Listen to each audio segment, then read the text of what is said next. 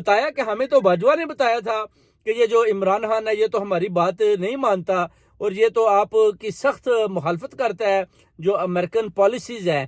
تو جس پر عمران خان نے ان کو بتایا کہ میں نے تو کبھی بھی کوئی ایسی بات نہیں کی. جو ہمارا chief of army staff general Bajwa تھا وہ اپنی ڈیوٹی کام اور لوگوں کی ویڈیوز زیادہ بناتا تھا. وہ تو یشو میں لگا رہا.